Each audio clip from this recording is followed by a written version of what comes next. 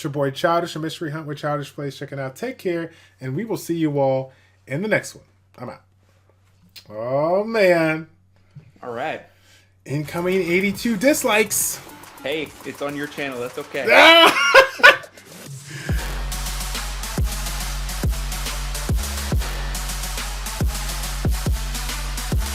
What's going on, everybody?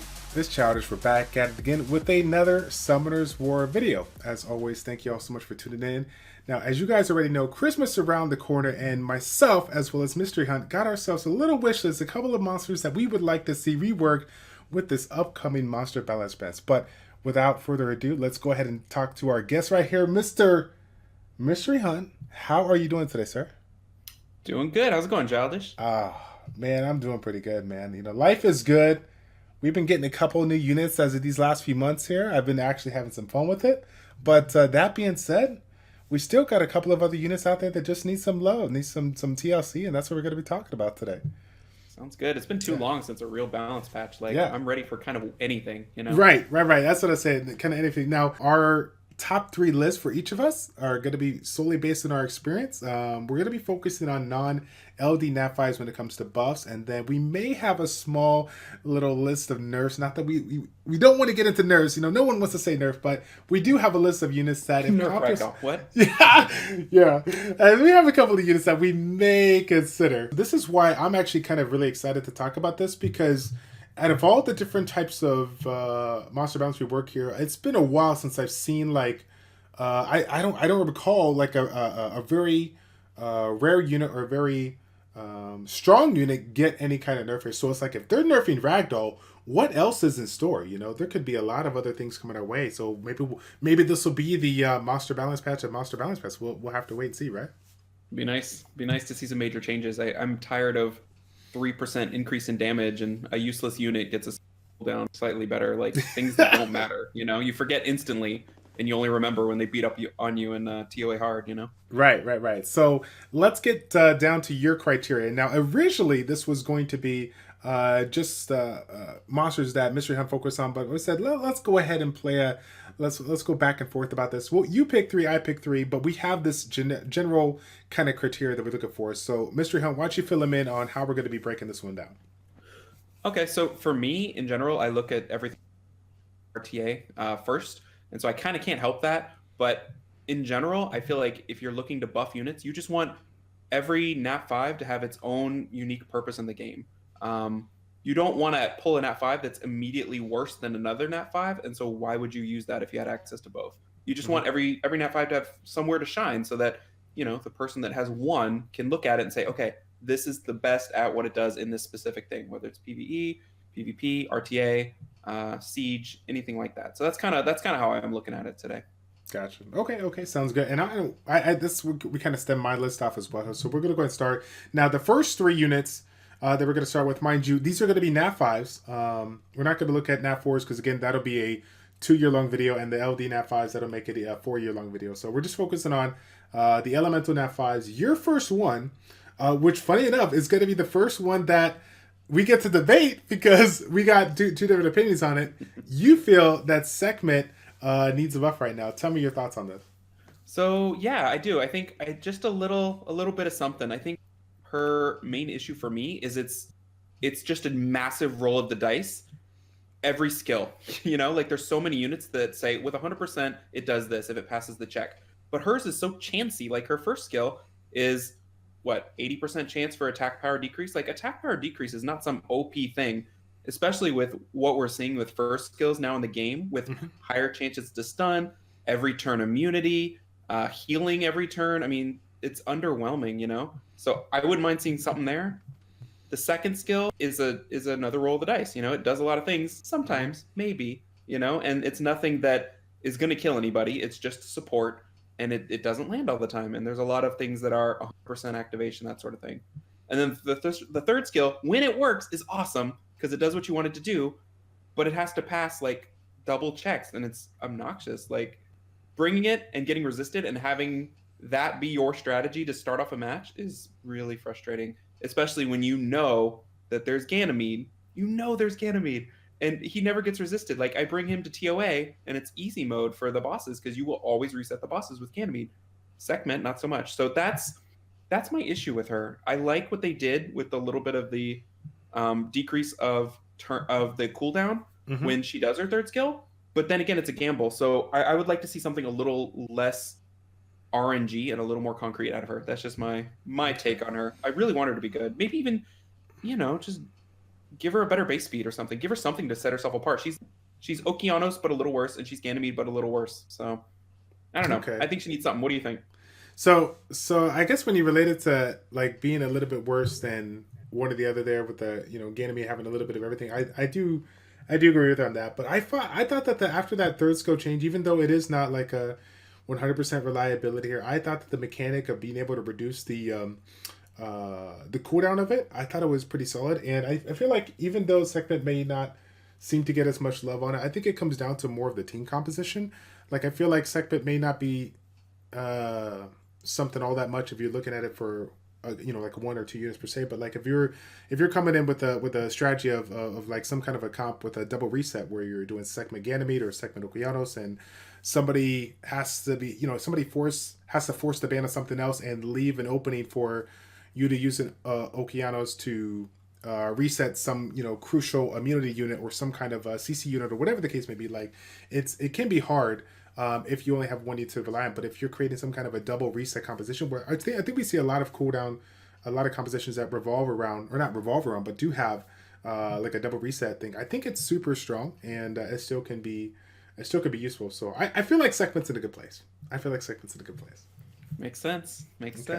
Okay. Buffer. Okay, now this one. Oh, speaking of which, guys, I know this is the good thing about it, because we can talk about this and we're not going to get butthurt after we're done about like, oh my god, like you're wrong, you don't know anything. This one here, this one's going to blow your minds. This is on Mysteryhunt's list. Believe it or not, my man Mysteryhunt, he says Eladriel, when it comes to PvP monsters, needs a rework. Okay, tell me your thoughts on this. Okay, so Eladriel's a worse Triana, like straight up. It just is. The first skill, the buff removal, is 75%. I like that it's based on defense, but there's stuff that's better than 75%. I would like to see it like do like a 2-hit at 75%, like one of those Fairy Kings or something. Like I feel like those are a little bit stronger of a first skill. The second skill I think is good as for a heal, 50% heal, and then the revives. It's a great revive, and it's pretty good. But I feel like revives are almost not as good as death prevention or passive, like the Vanessa Triana stuff. I think that's better because they do it when you need it most, which is right away. Whereas with Eladriel, maybe Eladriel's stunned, reset, or whatever. I don't know. So I think it just needs a little more. I love the base speed, I love the stats, but I don't think it brings as much to the table as Triana, and I think we're seeing that in a lot of RTA and in some Guild Wars situations. I'm seeing a lot more Triana where Eladriel could work. Like, I don't use my Eladriel over Triana anywhere. Yeah. And so to me, I'm like, give it something, Yeah.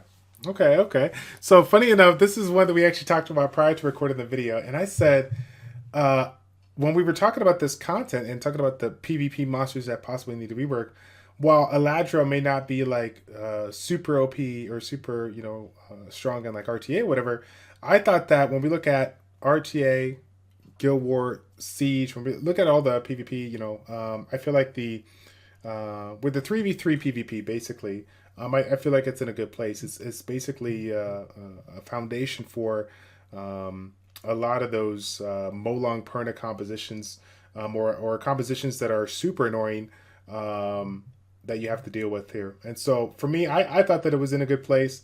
I didn't think it needed to be changed, but I get now listening when you compare it to NAF4 counterparts and whatnot. It is something to consider, yeah. But I don't know. I feel like it's in a good place, though. Oh man. Good old Eladriel. So this one here, oh man, I don't know what the community's gonna say about this one, man. I don't know what they're gonna say about this one here. Look at this. This one, Mysteryhunt has put Triton on the list. Triton. You were so good until Tiana came. Yeah. We realized your flaws, Triton. Oh, sorry. Go ahead. No. I didn't have anything. Go ahead. Oh, so yeah, for me, Triton is a worse Tiana, and doesn't quite bring enough different enough than Tiana that makes him useful. The first skill transfer is interesting, but defense break is better because best case scenario with Triton is you transfer a bomb, which you have to be bombed. Second best case is you transfer defense break, which Tiana does innately. So I don't know, like something where if you could throw back a stun, that would be awesome. Somehow you pop out a stun and do the skill. I don't know how that would work, but the throwback is interesting, but not quite as good as straight up defense break, in my opinion. The third skill is where you really compare them. And Tiana has a better bar boost at 30%. His is a chance of 25%. And Tiana is 100% removal. His is a chance of removal, you know?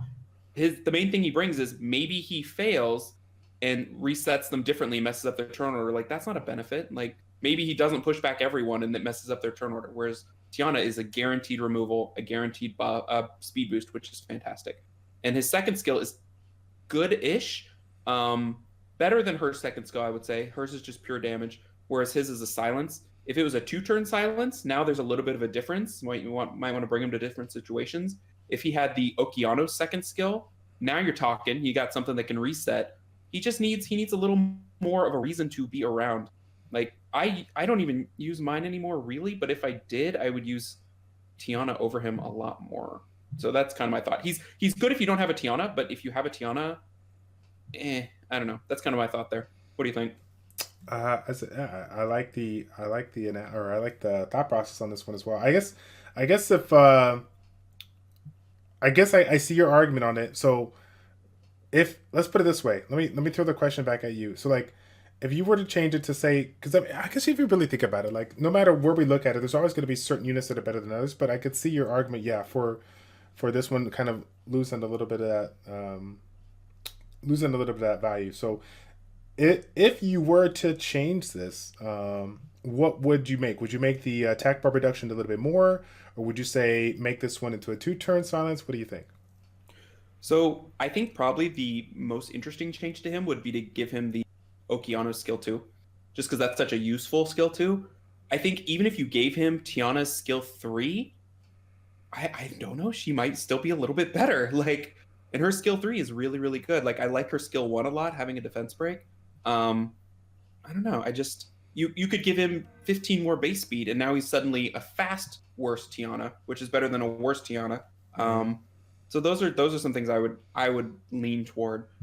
I think the skill 2 needs a buff that sets him apart from her. It's not different enough, and I'm not even sure it's really better. It's nice because it works with despair, which is something, but I don't know. The third skill is just so far behind. It's just kind of sad.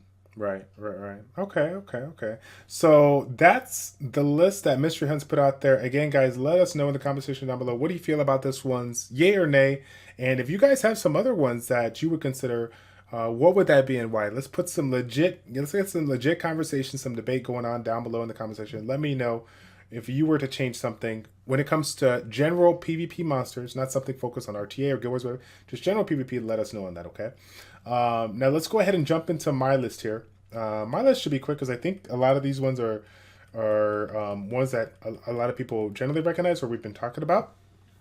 And funny enough, I know this sounds so bad because it's gonna get talked about. Like all 3 of these units, I am an owner of these Nat 5s, so naturally I'm gonna sound a little biased towards it, but try not to be as biased as I can at these topics here. So all of mine are fire. With the first one, bringing up Laika. So Laika for me was in a really interesting place, and I thought it was a pretty good place early on.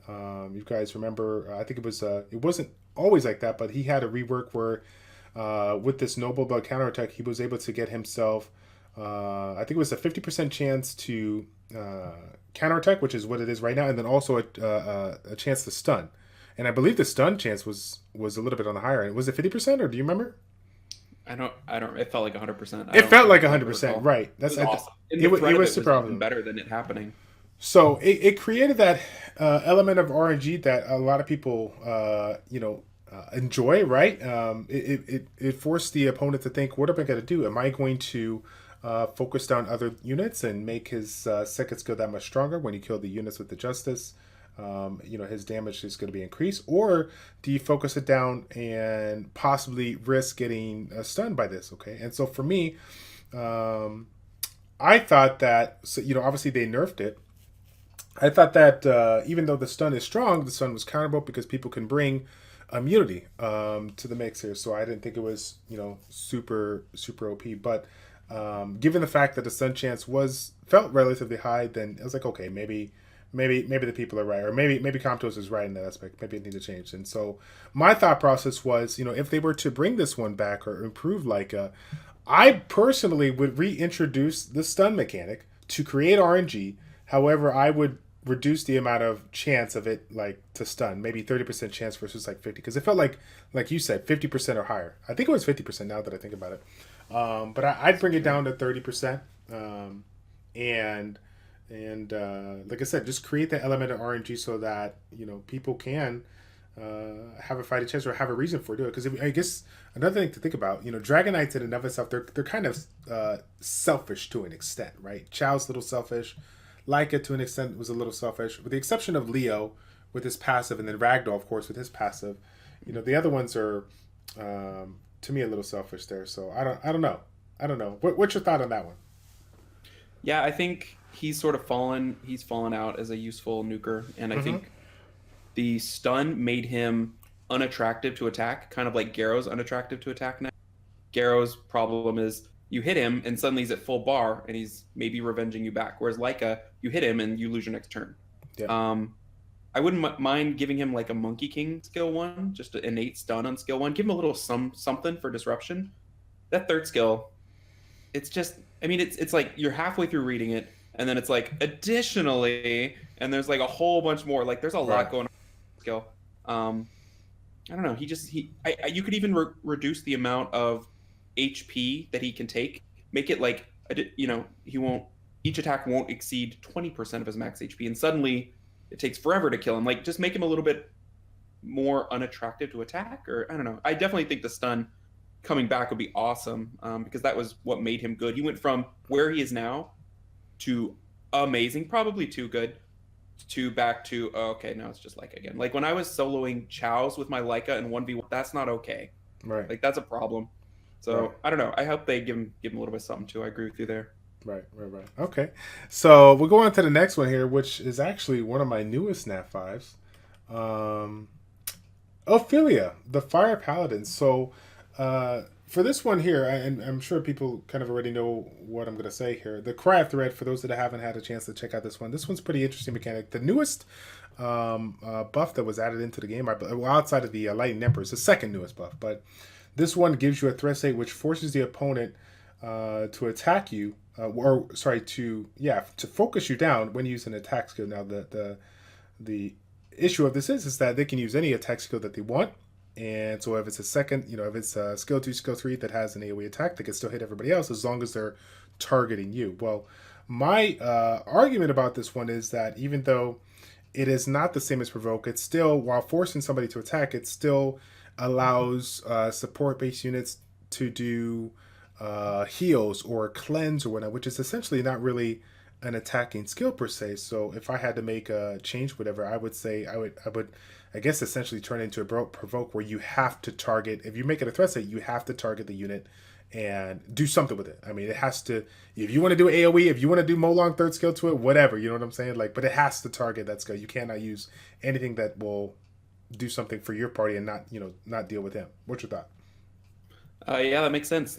While you're talking about it, my main thought was it's a skill 3. Like skill 3s are supposed to be annoying for your opponent, and when this goes up, I'm not annoyed. I'm like, oh, okay, I can still do most of what I want to do. I just have to do a couple of things I don't like. When Hathor does a skill 3, I am annoyed. That is an annoying thing to have happen to you. Like even John, like then that's 2 turns of provoke times 4. Like maybe make threat state 9 stacks. Suddenly it's really annoying, Right. It's just not enough. I think 9 stacks might be a little too much there, Mr. Hunt. I think we let's go overboard here now. Come on now. You could do 6. You could do 6. 6. I just think it needs a little bit more. It needs to be more threatening. It's not that threatening right now. Gotcha. So. No pun intended. Right. All right, let's see here. And then the last one that we got to throw out here. Again, this one does not need any introduction. God bless them. I have 3 of them, I think. I lost count after the double one. So we got ourselves the Fire Fairy King, Mr. Daphnis. So again, getting back to this one, this essentially stems from what Mysteryhunt was saying as far as the criteria, and what the community has been saying when it just comes to this unit overall. Like, every unit should have a purpose, and I do not believe, while he can do good in TOA, I do not believe that TOA is his purpose. I think the skill 1 and skill 2, in and of itself, I think it's a really interesting aspect. The strip, the reset. So I'm like, man, he does. Like, I feel like some of his kit says, hey, let's mess around with this in PvP. We can make this work. And so, but that being said, when we look at the third skill, you're just kind of lost. You're like, okay, let's reduce the HP, give ourselves a shield back. Like, why are we doing that? Doesn't really make sense. And so I think one of the things that I talked about with Comtois Evan way back in the day, where we were thinking something about taking away the reduction of the HP, and then if it provides, if it gives itself a shield, like it gives a shield to, like, I think it was like in shield, maybe was it shield and immunity or shield and critical reduction? Some kind of like a buff for everybody, like a weaker buff, nothing like too crazy. I think it was like shield and crit reduction for everybody or something like that. Or shield and crit reduction for him, but crit reduction for everybody else. Something like that.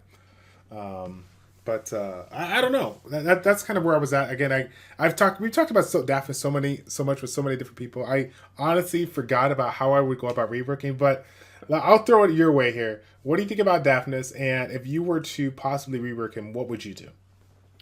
Yeah, I think a lot of what you're saying makes total sense. Like, and it's unfortunate for him that the rest of his family is just so great that makes him look all the worse, Right. The 1 and 2 are great. The leader skill suggests it should be an arena monster, but the third skill suggests it should be just wiped off the face of the earth. Like, that third skill it's like you say, it has no use. It's sort of obnoxiously boring for a third skill. It kind of reminds me of, we were talking about Bastette's former third skill. It was like, gives yourself immunity and does this and does that, and you're like, why am I doing all these things? Like, it needs a focus, this third skill. It just needs to do something, and it needs to be interesting. I don't know what that is, but there's a lot of possibility. I mean, look at Ganymede's third skill. That does a lot of cool stuff. This does a lot of below average stuff, I think. No. So just give him something unique, make him interesting, give him Oblivion, give him all the cool things that are rare in the game, give him a purpose. Yeah. He does not have a purpose right now. I was going to say here, I know it sounds kind of weird, but I'm thinking about the aspect of like Pumpbeck, where Pumpbeck, if he kills a unit, he'll do a little bit extra damage towards everybody else. I wonder if there's something that we could do, like if you're going to reduce HP by 30%, maybe reducing HP by, I don't know, like an AoE 30%, and then single target nuke or whatever to finish off or something like that. Would an AoE damage even help on this unit, or what do you think? I mean, it makes sense. He's got the AoE skill too, so a second AoE would be nice. It could give him a reason to spare. I mean, you could do a lot with him. You could give him a strip. You could give him a sleep, a taunt, anything. Just give him something. You want to control? What? Come to us. We're out of recommendation. Just give him something, right? Ignore defense. I mean, right? Doesn't Oberon have that ignore defense? Like, that would be nice. Yeah, I think the ignore defense might be a little OP. I think we're getting a little crazy there. Ignore defense might be a little strong. AoE ignore defense, like, Yeah, Lucian 2.0. Here we go. Yeah, right, there you go, dude. If they did that'd be crazy. That'd be crazy. All right. So again, we'll throw it back to you guys if you can. Let me know what you think about my list, yay or nay on that, and if you were to change either these units or maybe a possible different unit that we did not mention, let us know in the comment section down below. We're looking forward to hearing your feedback on that. So for the last part of the video, this is the one thing that a lot of the community has been very, very vocal about. When it comes to monster balance, we constantly think about units that we would like to improve, because you have certain units that are great, but generally speaking, when people are looking to do some rework, they want to see worse units get a little bit better. They generally don't like to see strong units get nerfed, right? And so funny enough, we do actually have a couple of units that we wanted to throw out there, and we apologize in advance because I know we made a comment about LD Nat 5, but there are two units in the LD Nat 5, which one of the two was actually the original reason why we even decided to get together to make this video to begin with, which we already talked about, the Ragdoll. So I guess there's really no reason to mention that. I mean, it's obviously very strong, but you actually made a good point there, Mysteryhunt, about him and his usage outside of skill 3. So I think you were talking about how, when we look at a certain Nat 5s, actually we were going back and forth about this one. When we look at a certain Nat 5s, some of them have 2 or 3 or even 4 mechanics about that. For example, Molong. I mean, Molong is just super OP. He has so many things about it. But when you talk about Ragdoll, when you, all he has is the AoE improvement, which is super strong. But if you nerf it a little bit, what does he have after that? So tell me a little bit about your thoughts on that. Yeah, I think his reason for being is his skill 3. It's a Sekhmet. It's a Bastet or a Bernard, a little bit less, all the time on your opponent's turns, over and over and over, forever. Turn cycles like an insane thing in this game. Like, it's crazy. The skill 2 is nice. The ignore defense is nice. But the skill 3 is it's this engine that makes your whole team just go. I think even nerfing him down to 15%, like we're looking at maybe happening, still makes him really good. And I think, you see some of these people that have data mined in his win rate being close to 70% in RTA. It's only really a problem in RTA. I mean, maybe in Arena a little bit, but 70% win rate, that's crazy. I mean, violent proc rate is 22%. So maybe he's only losing to bad violent procs and he's winning all the rest of the time. You don't feel it, but it's like you don't feel him winning and beating you, kind of like a Perna hitting you and taking a turn. But he's just constantly enabling your opponent, if he has a Ragdoll, to outspeed you regardless of his base speeds on his monsters. It's a great skill. Right. So I think you need to nerf that a little bit. But yeah, if you go too far, then suddenly, now it doesn't outspeed you, and then what's his purpose? So they've got to be careful. Yep. He doesn't need a rework in terms of skills. He just needs a little bit off the top, which I think is what they're doing. Gotcha. Okay. All right. Let's see here. So the next one that we were talking about, which I think is one that this one's been widely talked about in the community. If they had to throw a unit in the top 3 category, possibly getting the nerf, then this one would kind of get thrown in there. Yao Hong. What doesn't she have?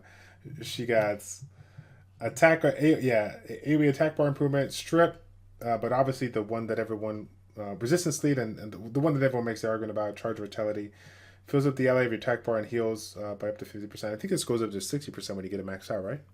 Yeah, it's crazy. But it's on like no cooldown. Right. It goes to a 3-turn cooldown, but then essentially it's like a 2-turn cooldown because of the full attack bar, correct? Yep. So my thought process was, and I think a lot of people in the community agree, if they were to change this one, essentially nerf it or whatever, I think just adding a +1 to this counter would help. I don't think it would cripple Yao Hong. I still think she would be considered the top unit out there. I wouldn't change anything else. I think skill 1, skill 2 is good, and you don't want to do too much in the other ones because it would affect other Sky Dancers. But skill 3 is obviously her unique thing. I would possibly do that there. What would you change? Yeah, I think that's a reasonable change. I think you can see the value in the rest of her kit in people using Miang, which doesn't have that skill 3. And Miang's really nice. That skill 2 could be a skill 3 for like a Daphnis, You give that skill 2 to Daphnis as a skill 3, and Daphnis is a happy camper. I think part of the strength of her is the attack bar as well. So if you just wanted to fill up an ally's attack bar and heal yourself and them, but not fill up Yeonhong's attack bar, that might be okay. That's not crazy. You see like Rakunis filling up attack bars and Olivia's. They don't get their own attack bar also. Like nothing gets that. So it's a little too much. And it's with the violent procs, it can devastate a match. And the fact that she can put out the DPS she can put out is a little disturbing as well for a support monster. Like people are building around crit damage, and it's a great build. So they just need to do a little bit of something with her. Yeah. Sorry, Topavi. Yeah, sorry Toby. Yeah, sorry for the 6% of I don't want to say 6%. It might be 0.6% of the people that actually have out there.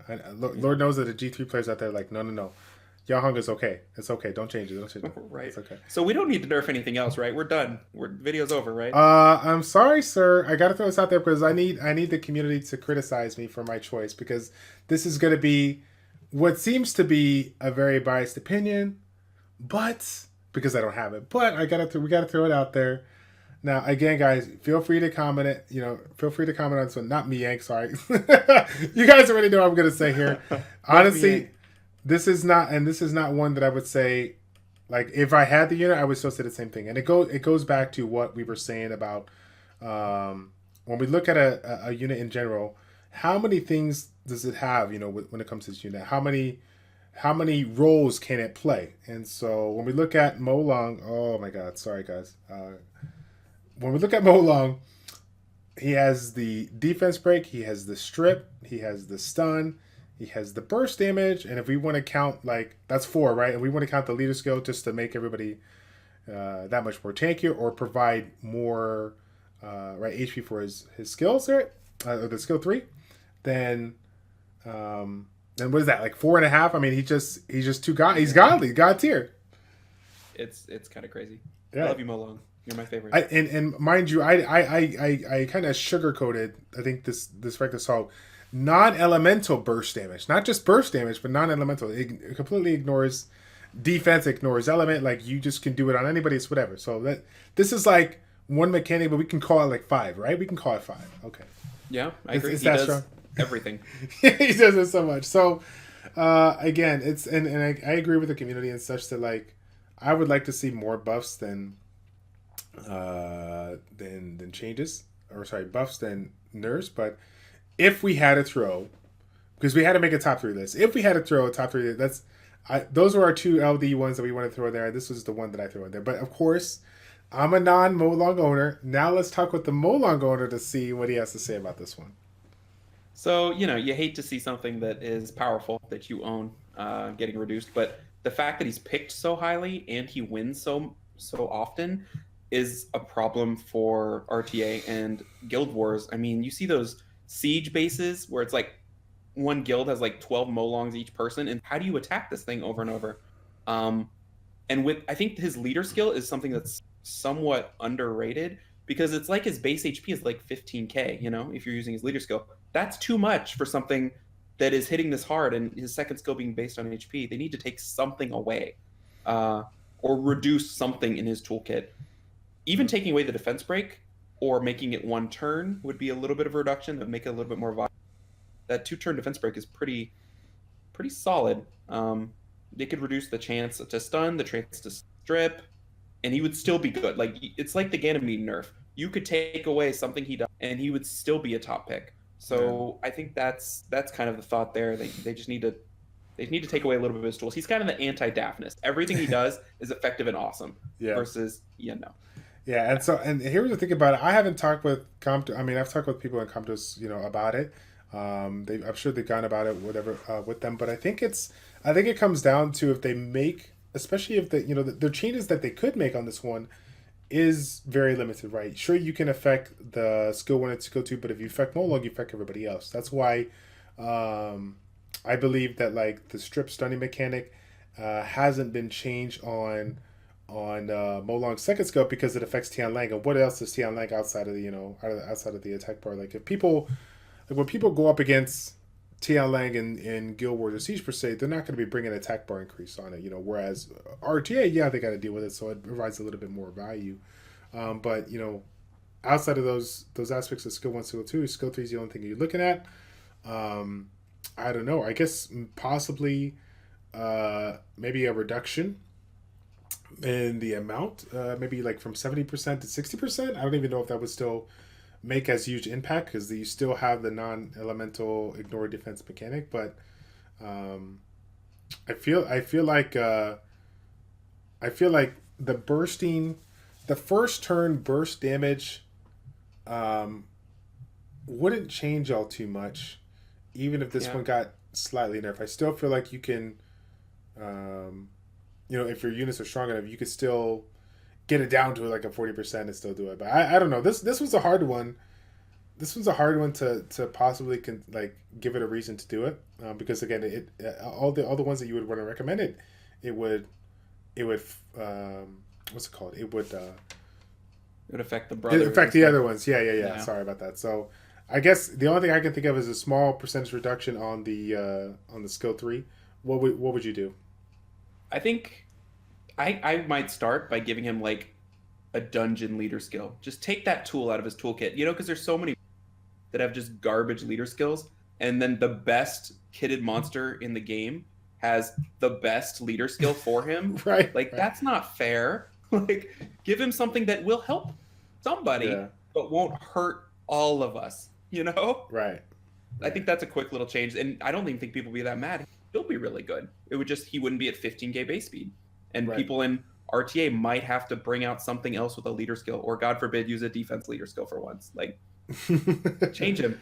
Right. Change him a little bit. Okay. So that is our list for you guys today. Again, we want you to put in all the comments in there. If you like this style of video, if you want to see more, definitely let us know. And of course, if you don't agree with any of the opinions, please put it in the comment section. We're looking to see some debate and get some real educated guesses or educated opinions upon what you really feel about it. What would you change and why would you make those changes? So as always, Mysteryhunt, thank you for coming aboard and hanging out with me to talk about this controversial topic that not a lot of people want to hit up there. I really appreciate it, my man. Hey, thanks for having me. Always a good time, Childish. It's always a good time. And by the way, we probably need to talk on the side to see what we can do, because chances are after this video, I'm going to have like 10k people unsub because I said Nerf mode long. We're going to have to figure out a way to get back into it, okay? I'm going to need your expertise on this, okay? Sounds like a plan. It's your boy Childish and Mysteryhunt with ChildishPlays checking out. Take care, and we will see you all in the next one. I'm out.